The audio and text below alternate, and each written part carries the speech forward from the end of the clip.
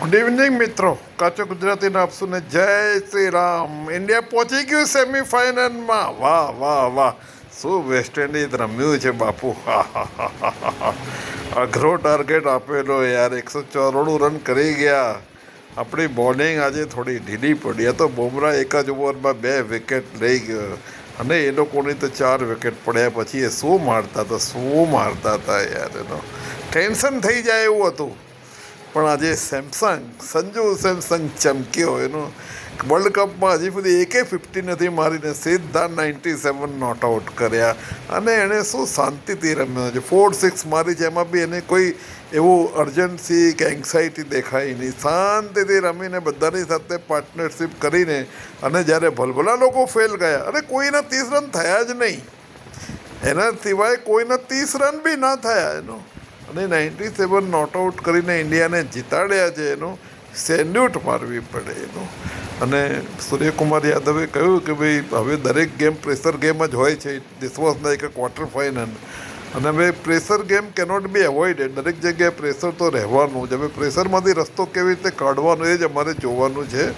અને એણે એ બી કહ્યું કે ભાઈ 200 રનનો સ્કોર પહેલી ઇનિંગમાં બહુ વધારે ના કહેવાય, કારણ કે સેકન્ડ ઇનિંગમાં બેટિંગ કરવી ઇઝી હોય છે, પણ કેટલી ઇઝી હોય છે આપણે જોઈ લીધું.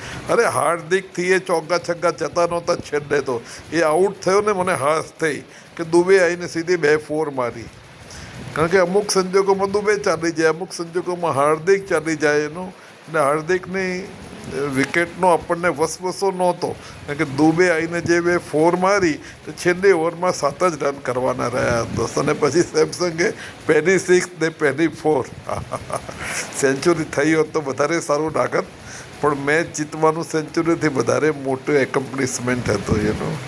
અને ખૂબ આનંદ થયો, તમને બધાને થયો હશે. અને મારું પ્રોડિક્શન સાચું પડી ગયું છે કે સેમીફાઇનલમાં જે 4 ટીમ આવશે, સાઉથ આફ્રિકા, ઇન્ડિયા, ઇંગ્લેન્ડ અને ન્યૂઝીલેન્ડ, આજે 100% સાચું થઈ ગયું છે. એનો બી મને આનંદ છે.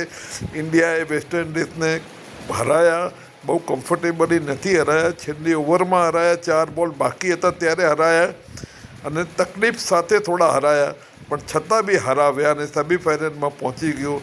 એનો ખૂબ ખૂબ આનંદ આપણને બધાને છે જ. હવે જોઈએ 5મી સેમીફાઇનલ છે ગુરુવારે વાનખેડેમાં, અને પછી સન્ડે ફાઇનલ.